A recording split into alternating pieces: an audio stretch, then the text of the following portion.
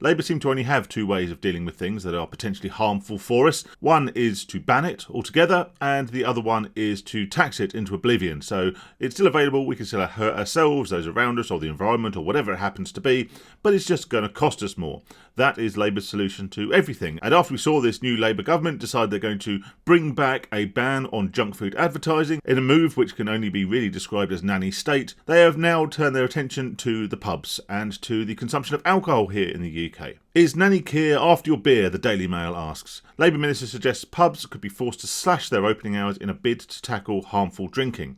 Now, by the time I'd read the headline, I had already made up my own mind. I'd already formed my own opinions about this particular move. But obviously this is the Daily Mail, and headlines are designed to be provocative, if not entirely accurate. So I thought I'd read on and find out a little bit more information about the actual proposals and whether it really is as black and white as closing pubs early. Pubs can be forced to cut their opening hours under nanny state plans to tackle harmful drinking. Now, it is fairly safe to say that alcohol consumption is a bit of a health issue here in the UK. There are few countries in Europe that drink as much per capita as us British, and I probably form one of those statistics.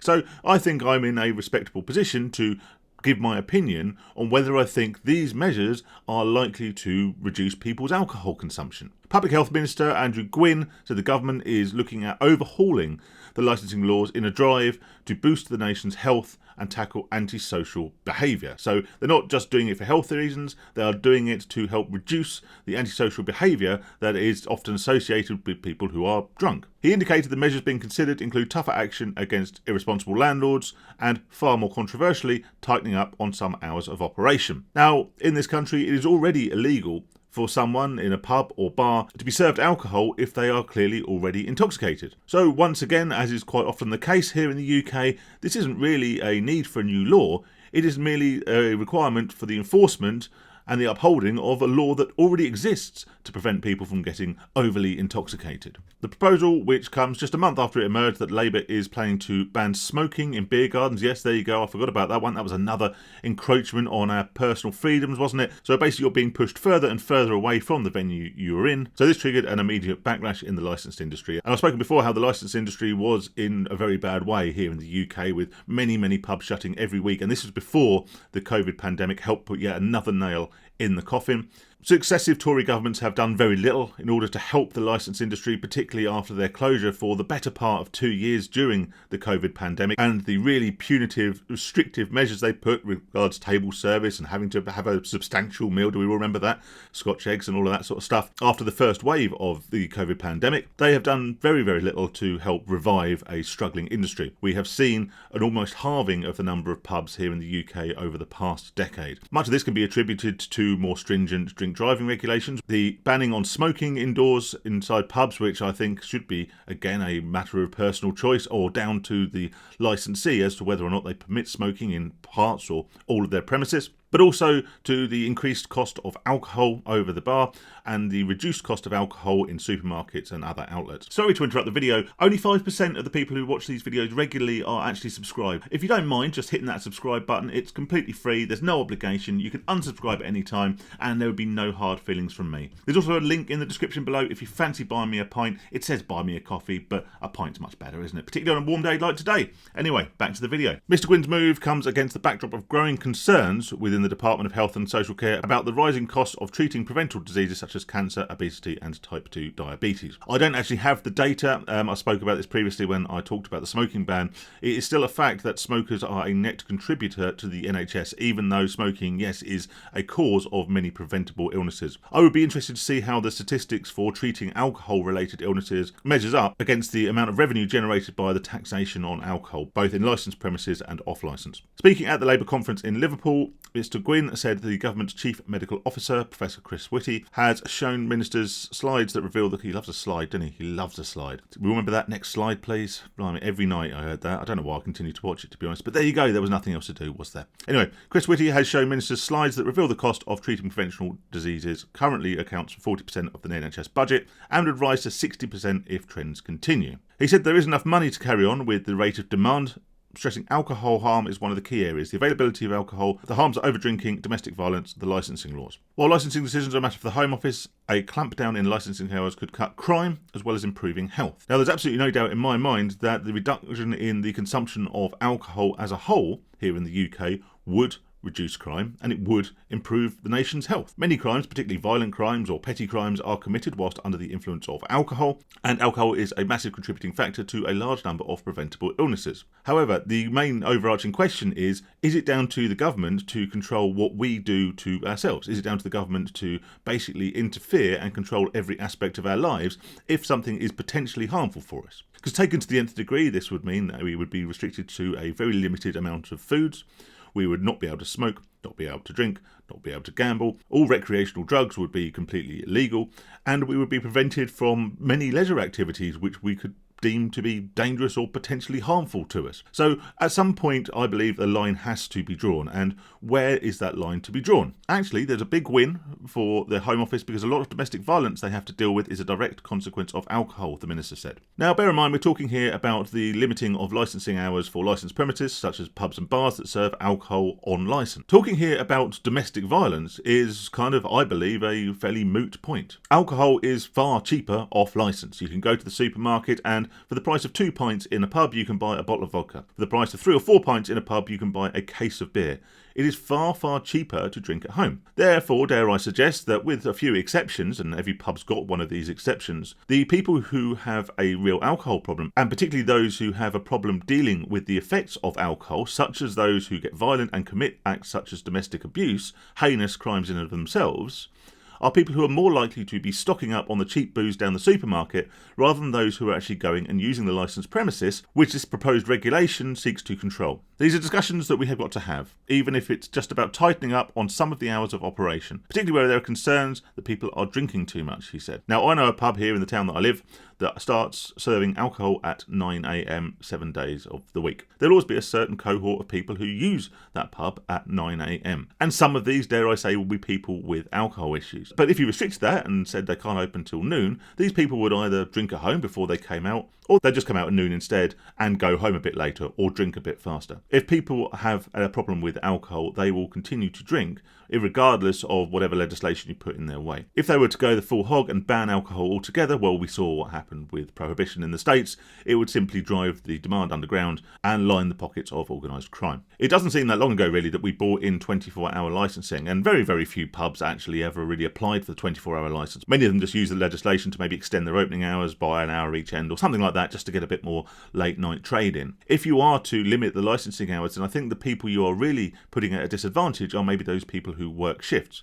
Maybe they finish late and they pop to the pub at 9, 10, 11 o'clock and have a couple of pints before they go home. Alternatively, people who work night shifts, as I used to in my much younger days, and they finish at silly o'clock in the morning, maybe finish at 8 o'clock in the morning, and maybe that's their 5 o'clock. They want to then go out and have a couple of beers before they go home, get something to eat and go to bed. Restricting licensing hours is significantly more likely to affect those people who drink recreationally and probably don't have an alcohol problem than it is those who do. Like I say, those who do have a problem with alcohol will continue to drink. They'll just do it behind closed doors. Probably considering the backlash they are liable to get for this proposal and the branding of them as nanny state. They came out and said, be stressed, Labour are not in the game of being the fun police or a super nanny, wanting to bear down on the fun things in life, he said. This is actually an economic argument and a moral argument that is not sustainable, and it is morally reprehensible that someone falls into ill health at the age of 52 with entirely preventable disease. It's just not the solution. I understand the dangers of alcohol. I understand the health implications, and I do understand the criminal behaviour. However, simply restricting the hours which pubs can open is not going to fix that.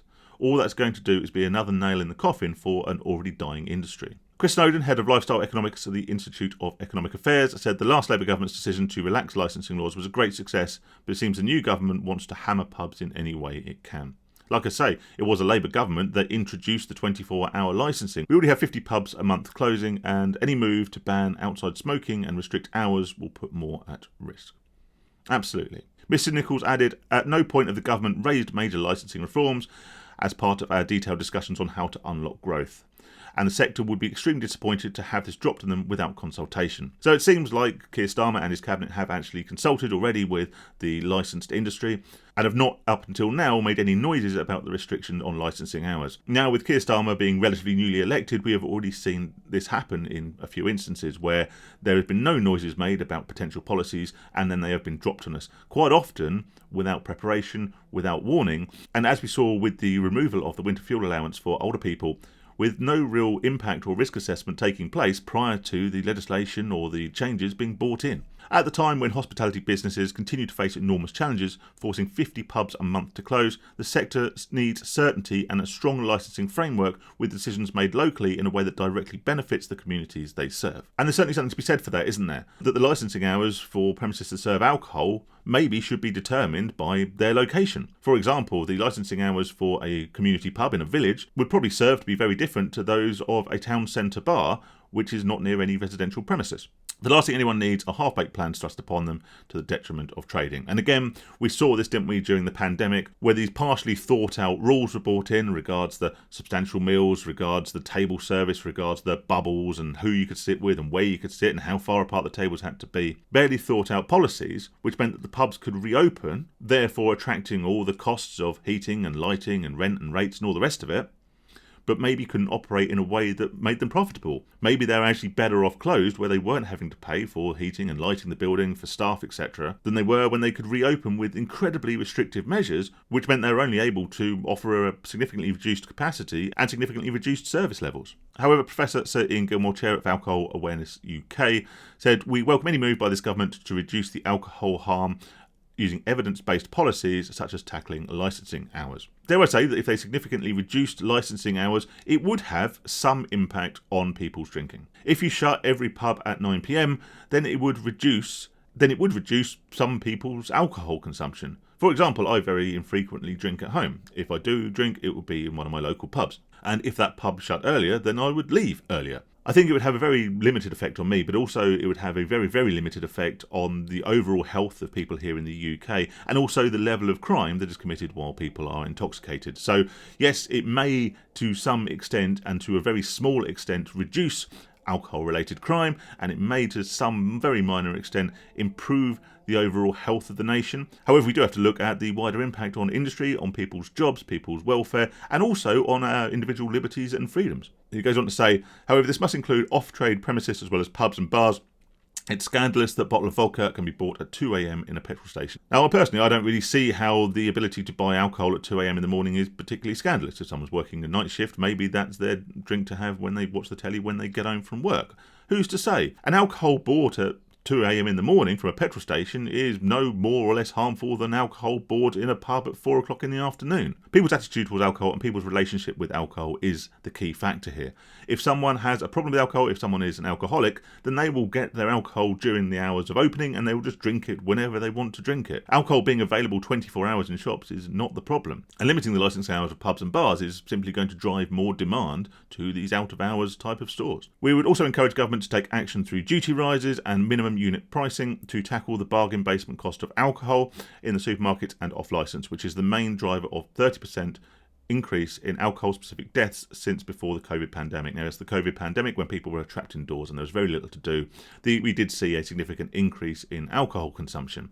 People were binging on TV and box sets and things like that, and quite often alcohol goes hand in hand with consumption of television and other media. And it's not surprising, given a lot of the mental health issues that were caused during the pandemic and during the lockdowns and the restrictions that were put on our freedoms during that time, that many people saw solace in the unhealthy coping strategy of alcohol. Once again, though, it appears that their solution to the problem is either to ban something, to restrict it, or in this instance, to make it more expensive, which, once again, will only have a very small, albeit slightly annoying impact on people who like a drink or two, but will have very little effect on people who have a poor relationship with alcohol. It will have a very limited effect on alcoholics. All it will mean is that they are spending a significantly larger proportion of whatever money they have on the booze. They're not going to drink any less, which means they have less left over to pay bills, to heat their houses, and dare I say, even to eat. The Department of Health and Social Care spokesman later tried to backpedal on the minister's comments, saying, "It's categorically untrue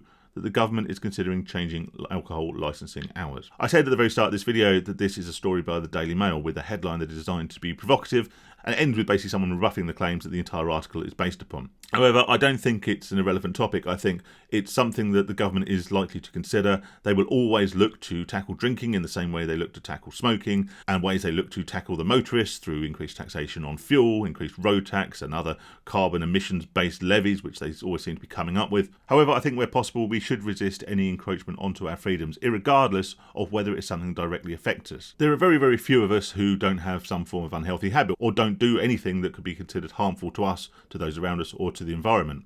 So irregardless of whether or not you use pubs or licensed premises, then consider whether or not this sort of legislation should be allowed to go through, because next time it could be impacting something that you enjoy. Stay safe and stay sane, everyone.